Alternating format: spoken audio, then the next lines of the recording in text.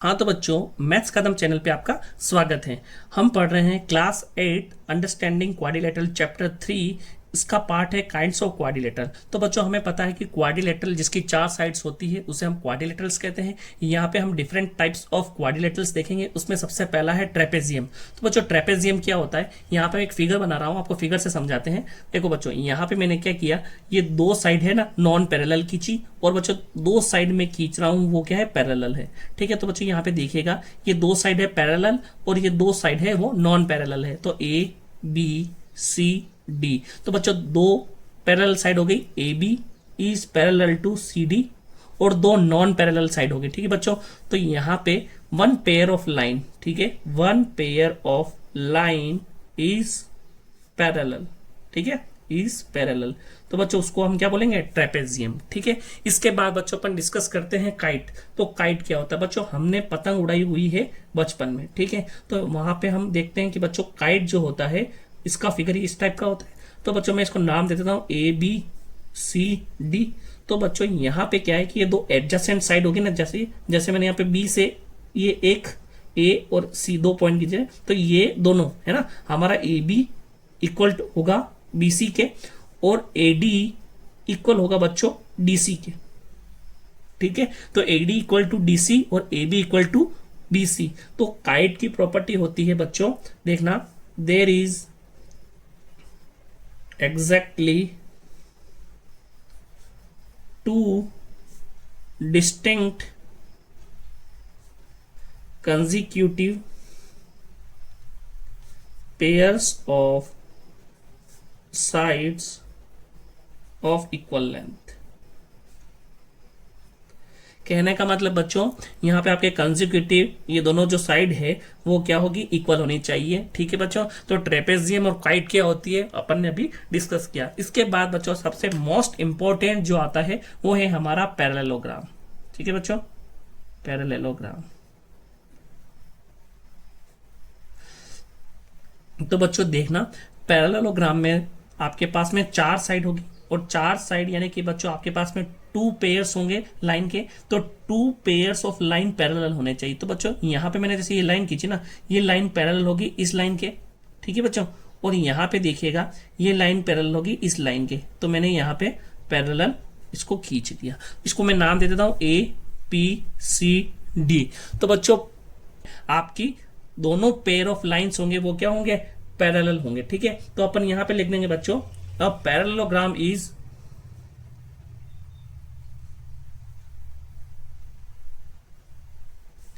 Quadrilateral whose opposite sides are parallel. ठीक है बच्चों, यहां पे अपन देख रहे हैं ए बी के अपोजिट कौन सी है, सी डी, तो A B is parallel to C D, और यहां देख रहे हैं A D is parallel to B C. यानी कि दोनों जो लाइन है वो हमारी क्या है, आपस में एक दूसरे के पैरेलल होगी। जैसे यहाँ पे ए बी पैरेलल है सी डी के और ए डी पैरेलल है बी सी के। इसके बाद बच्चों सेकंड देखिएगा, the opposite sides of the opposite sides of parallelogram are of equal length। ठीक है, तो यहां पे देखते हैं बच्चों अपोजिट साइड कौन कौन सी है। यहां पे A B opposite C D और A D opposite B C. ठीक है, तो ए बी इक्वल टू बच्चों मेरा सी डी होगा और A D equal to BC होगा। तो बच्चों यहां पे हमारा पैरेलल होने के साथ में दोनों साइड्स जो होगी वो आपस में एक दूसरे के इक्वल भी होगी। ठीक है बच्चों, थर्ड प्रॉपर्टी है हमारी opposite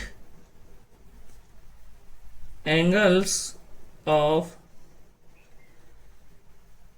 parallelogram are of equal measure. तो बच्चों यहां पे अगर हम देखते हैं एंगल, तो angle A equal to angle C होगा, ठीक है, और angle B equal to angle D होगा। ठीक है बच्चों, यानी कि opposite angle, angle A equal to angle C और angle B equal to angle D होगा। ठीक है बच्चों, तो यहां पे हमारी तीन प्रॉपर्टी अभी तक पढ़ चुके हैं। फर्स्ट है अपोजिट लाइंस आर पैरेलल होगी, ठीक है, इनके अपोजिट साइड होगी वो एक दूसरे के इक्वल होगी। उसके बाद बच्चों अपोजिट एंगल्स होंगे वो क्या होंगे, इक्वल होंगे। उसके बाद बच्चों फोर्थ और इंपॉर्टेंट प्रॉपर्टी है आपकी the diagonals of a parallelogram bisect each other. ठीक है बच्चों, यानी कि जो डायगोनल्स होंगे ना, जैसे मैं यहाँ पे डायगोनल ड्रॉ कर रहा हूं ए सी और बी डी, है ना, ये हमारे डायगोनल्स है। तो बच्चों ये कट करते हैं कहाँ पे, ओ पे। तो बच्चों यहाँ पे बाइसेक्ट करने का मतलब है ए ओ इक्वल टू ओ सी, ठीक है, और B O equal to O D. यानी कि पैरेललोग्राम है ना, इसके डायगोनल है वो एक दूसरे को बाइसेक्ट करते हैं। कहने का मतलब बच्चों यहाँ पे ए ओ इक्वल टू ओ सी होगा और B O equal to O D होगा। तो बच्चों हमारे पास में अभी तक हमने चार प्रॉपर्टी पढ़ ली। फर्स्ट प्रॉपर्टी वापस से मैं आपको बता देता हूं कि अपोजिट साइड होगी वो क्या होगी, पैरेलल होगी, ठीक है। उसके बाद में बच्चों अपोजिट एंगल जो होंगे वो क्या होंगे, इक्वल होंगे। उसके बाद बच्चों अपोजिट साइड जो होगी वो इक्वल लेंथ की होगी। और उसके बाद में उसके जो डायगोनल्स है वो बाइसेक्ट कर रहे होंगे, यानी कि ए इक्वल टू ओ सी और B O equal to O D हो जाएगा। देखते हैं fifth, adjacent angles in parallelogram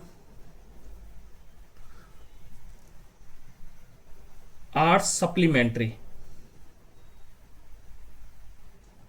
कहने का मतलब बच्चों ये हो गया कि एडजेसेंट एंगल, कहने का मतलब एंगल ए और एंगल डी ये दोनों आपस में एडजेसेंट है, यानी कि पास पास में। यहाँ पे एंगल ए और एंगल बी क्या है, पास पास में। यहाँ पे एंगल बी और एंगल सी पास पास में, और एंगल सी और एंगल डी पास पास में। तो बच्चों यहाँ पे कहने का मतलब ये हो जाएगा angle A plus angle B equal to 180 degree होगा, ठीक है बच्चों। और angle B plus angle C ये कितना हो जाएगा, ये भी हो जाएगा आपका 180। यानी कि बच्चों जो भी एडजेसेंट एंगल्स होंगे ना पैरेललोग्राम में वो सप्लीमेंट्री, सप्लीमेंट्री का मतलब होता है 180 डिग्री, तो उनका मेजरमेंट क्या हो जाएगा, 180 डिग्री, ठीक है बच्चों। यहां तक हमने पढ़ा पैरेललोग्राम के बारे में और उसकी प्रॉपर्टीज के बारे में। तो यहाँ पे हमने ट्रेपेजियम, पाइट और पैरेललोग्राम डिस्कस किया। नेक्स्ट हम डिस्कस करते हैं रोम्बस के बारे में। तो बच्चों नेक्स्ट है हमारे पास में रोम्बस। तो बच्चों हम लिखते हैं रोम्बस के बारे में। तो rhombus all sides are of equal length, ठीक है। रोम्बस की बच्चों चारों साइड जो होगी ना वो इक्वल लेंथ की होगी, ठीक है। जैसे मैंने यहाँ पे ड्रॉ किया, ये देखिएगा बच्चों यहाँ पे, ठीक है। तो इसे मैं नाम देता हूं ए बी सी डी। तो बच्चों रोम्बस की चारों साइड जो होगी वो क्या होगी, इक्वल लेंथ की होगी, ठीक है, इक्वल लेंथ की होगी। और बच्चों यहाँ पे रोम्बस जो होता है ना वो सारी प्रॉपर्टी फॉलो करता है जो एक पैरेललोग्राम की होती है। तो बच्चों मैं यहां पे लिख दूंगा rhombus has all the properties of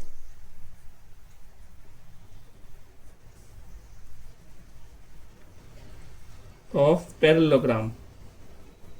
और बच्चों उसके साथ में ये काइट की प्रॉपर्टी भी शो करता है ना, तो and also that of kite, ठीक है बच्चों। तो rhombus has all the properties of parallelogram and also that of kite. हमने पढ़ा पैरेललोग्राम में कि आपकी A B is parallel to C D होगा और A D is parallel to B C होगा।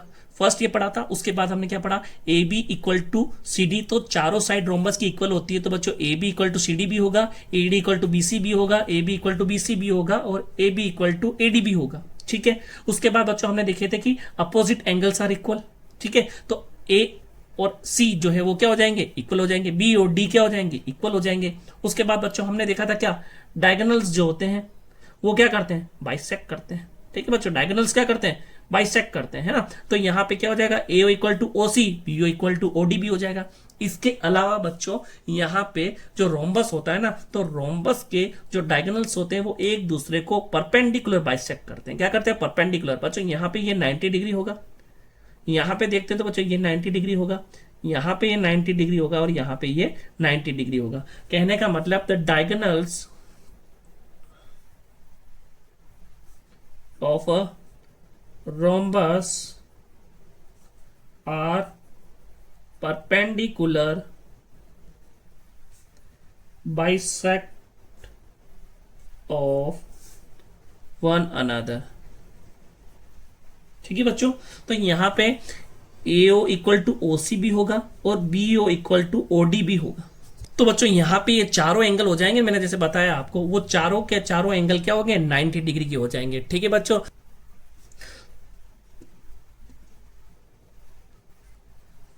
तो बच्चों हमने पता है कि रेक्टेंगल्स की आमने सामने की साइड्स क्या होती है, इक्वल होती है। तो बच्चों ये देखना, यहां पे मैं आपके सामने एक रेक्टेंगल ड्रॉ कर रहा हूं, तो देखिएगा बच्चों ये है ना, तो यहाँ पे ये A, ये B, ये C और D।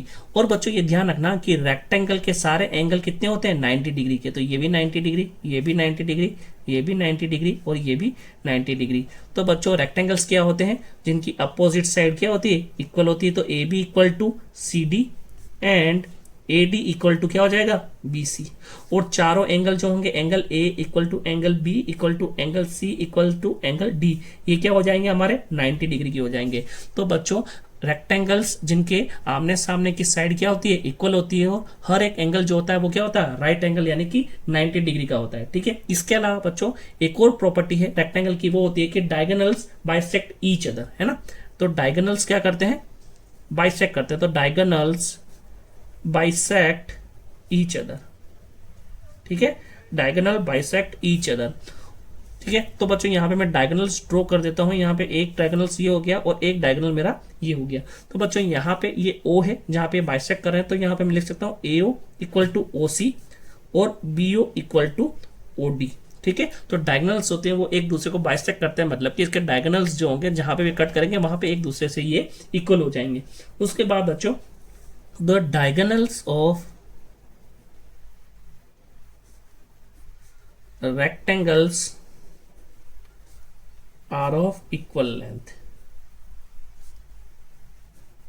ठीक है बच्चों, तो ये केस है रेक्टेंगल का। इसमें बच्चों डायगोनल्स होंगे ना, जैसे कि मैंने ये आपके सामने ये डायगोनल्स, ये डायगोनल इस डायगोनल के इक्वल होगा। तो बच्चों यहाँ पे AC इक्वल टू क्या हो जाएगा, BD। तो diagonals of rectangles are of equal length, यानी कि डायगोनल्स रेक्टेंगल के जो होते हैं वो एक दूसरे के बराबर होते हैं। ठीक है, तो बच्चों अब हम बात करते हैं रेक्टेंगल के साथ में पैरेललोग्राम की। तो बच्चों पैरेललोग्राम क्या था, पैरेललोग्राम था बच्चों यहाँ पे आमने सामने की साइड क्या थी, इक्वल थी, और इसके अपोजिट एंगल्स क्या थे, इक्वल थे। तो बच्चों देखते हैं यहाँ पे सबसे पहले ये आमने सामने की साइड्स क्या है, पैरेलल भी है और इक्वल भी है।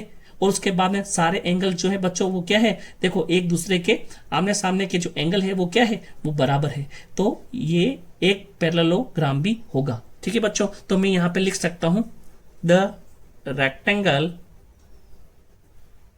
Is also parallelogram. ठीक है, यानी कि जो आपका रेक्टेंगल है ना वो पैरेललोग्राम हो सकता है। लेकिन बच्चों उल्टा बोले the parallelogram is a rectangle, तो बच्चों ये पॉसिबल नहीं होगा, क्योंकि पैरेललोग्राम में बच्चों क्या होता है कि आपके जो एंगल्स होते हैं ना वो अपोजिट एंगल्स इक्वल होते हैं, लेकिन एंगल्स जो होते हैं वो सारे 90 डिग्री के नहीं होते हैं। तो रेक्टेंगल के केस के अंदर बच्चों एक स्पेशल केस होता है रेक्टेंगल पैरेललोग्राम के लिए, कि यहाँ पे एंगल जो होता है वो क्या होता है, 90 डिग्री होता है। तो बच्चों the whole rectangle is a parallelogram, but parallelogram is not a rectangle. ठीक है बच्चों, क्लियर है आपका। इसके बाद अपन देखते हैं square.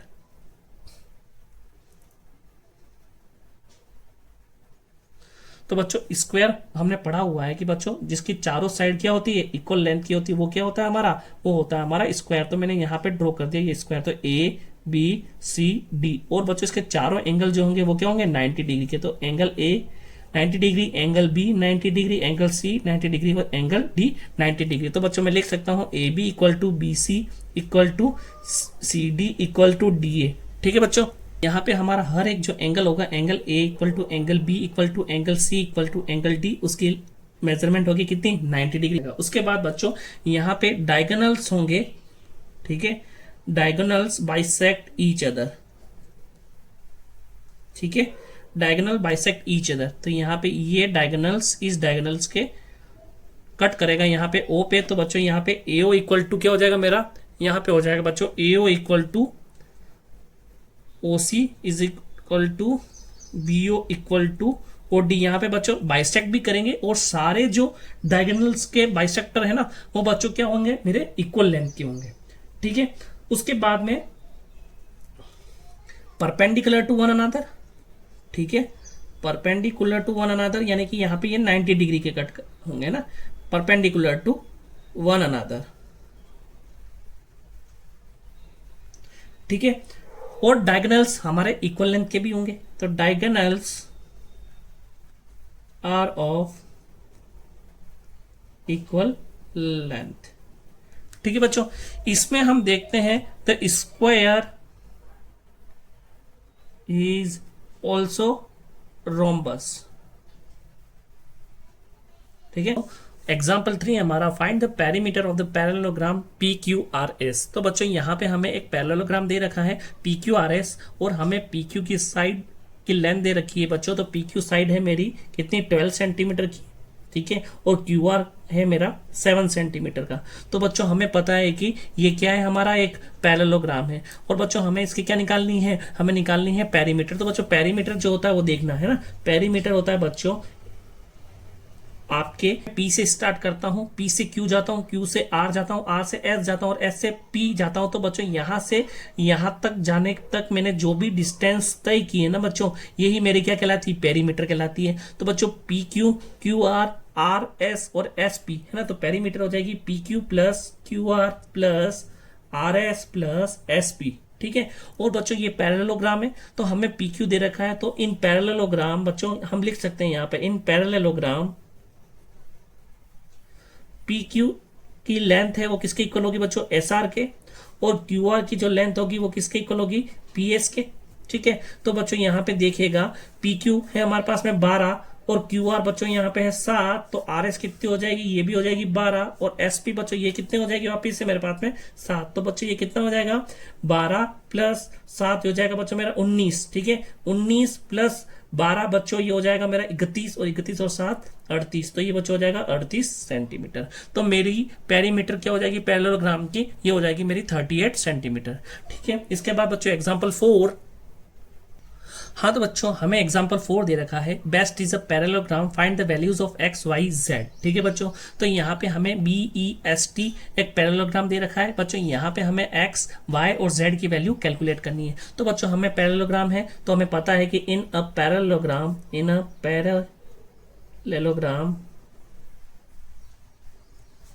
Angle B equal to angle S होगा, ठीक है बच्चों।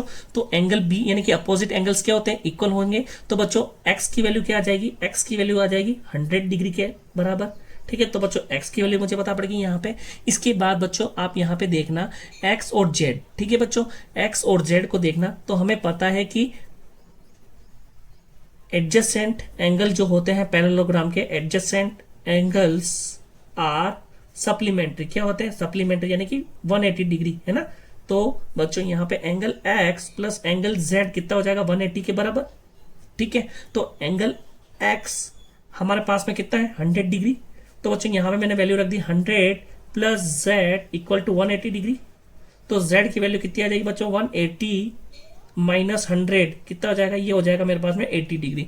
तो एंगल z आ जाएगा मेरे पास में 80 डिग्री। तो बच्चों x की वैल्यू और z की वैल्यू यहाँ पे फाइंड हो गई। इसके बाद बच्चों हम देखते हैं किसकी वैल्यू देखते हैं, y की वैल्यू देखते हैं। तो बच्चों आप देखिएगा यहाँ पे हमने पढ़ा हुआ है कि कॉरस्पॉन्डिंग एंगल क्या होता है बच्चों, ये लाइन है पैरेलल इसके, ठीक है बच्चों, देखना यहाँ पे ये लाइन पैरेलल है इसके। तो बच्चों यहाँ पे ये आपका कॉरस्पॉन्डिंग एंगल होगा ये और ये, ठीक है। एक तो बच्चों आप इससे निकाल सकते हो direct angle y is equal to angle B, क्या है बच्चों ये है मेरा क्या कॉरस्पॉन्डिंग एंगल, ठीक है, कॉरस्पॉन्डिंग एंगल। तो y की वैल्यू कितनी हो जाएगी 100 डिग्री।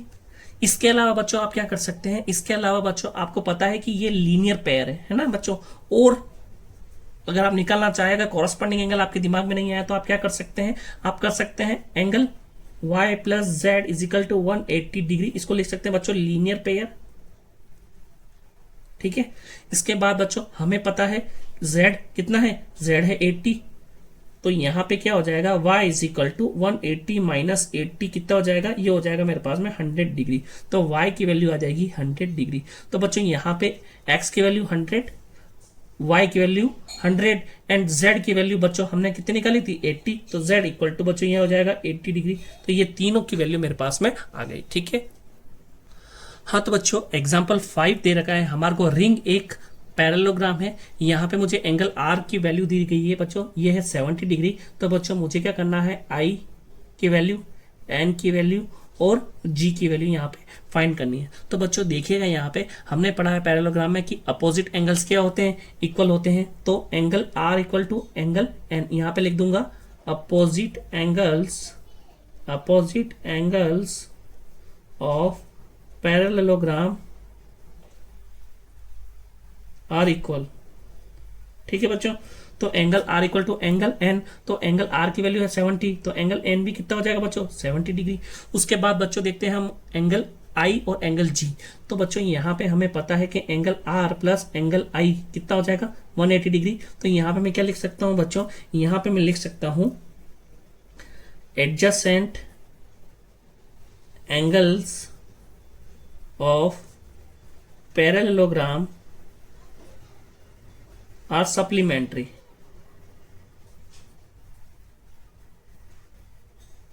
ठीक है, तो angle R equal to 70 degree लिख देता हूं। उसके बाद हमें आई कैलकुलेट करना है, तो देखिएगा बच्चों आई इज इक्वल टू हो जाएगा 180 माइनस 70 कितना हो जाएगा, ये हो जाएगा 110। ठीक है बच्चों, तो एंगल आई की लेंथ क्या आ जाएगी मेरे पास में, 110 डिग्री। इसके बाद बच्चों अब मुझे बताना है एंगल जी, तो एंगल जी किसके इक्वल हो जाएगा बच्चों, आई के, क्योंकि अपोजिट एंगल्स जो होते हैं वो क्या होते हैं, पैरेललोग्राम में इक्वल होते हैं। तो यहाँ पे ये क्या आ जाएगा बच्चों मेरे पास में 110 डिग्री। तो बच्चों यहाँ पे मुझे चारों के चारों एंगल मैंने यहाँ पे फाइंड कर लिए। ठीक है, हाँ तो बच्चों यहाँ पे एग्जाम्पल 6 है मेरा, HELP is a parallelogram given that O equal to 4। तो बच्चों यहाँ पे देखना है, यहाँ पे मेरे पास में एक पैरेललोग्राम दे रखा है जिसका नाम है HELP, help given that OE। बच्चों OE यानी कि ये जो लेंथ है ये कितनी है, 4 है, और HL है बच्चों 5 मोर देन PE। तो बच्चों हमें पता है कि पैरेललोग्राम के जो डायगोनल्स होते हैं ना, पैरेललोग्राम, तो बच्चों यहाँ लिख सकते हैं ना, इन parallelogram diagonals bisect each other. ठीक है, बाइसेक्ट ईच अदर।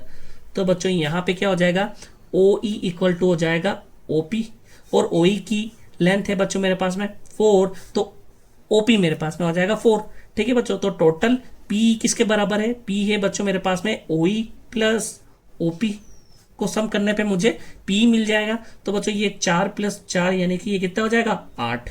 अब बच्चों ये बोल रहा है कि HL is 5 more than PE। तो बच्चों यहाँ पे HL जो है, ठीक है, वो PE से कितना ज्यादा है, 5 मोर है। तो बच्चों मैंने क्या किया, 5 प्लस 8 है ना, तो कितना आ जाएगा 13। तो HL की लेंथ कितनी आ जाएगी मेरे पास में 13। अब बच्चों ये बोल रहा है मुझे OH फाइंड करना है। तो हमें पता है बच्चों कि पैरेललोग्राम में डायगोनल्स बाइसेक्ट करते हैं ईच अदर को, तो HL का हाफ क्या है यहाँ पे OH। तो बच्चों OH is equal to half of HL। ठीक है, तो यहाँ पे देखिएगा हाफ ऑफ HL कितना है मेरे पास में 13, तो 13 और 2 से इसको मैं कैंसिल करवा दूंगा। तो बच्चों यहाँ पे मेरे पास में आ जाएगा मेरे 6.5। ठीक है, तो मेरे पास में OH आ जाएगा कितना, 6.5 मेरा आंसर हो जाएगा। ठीक है बच्चों, तो यहाँ पे मेरे एग्जाम्पल 6 फिनिश हुआ।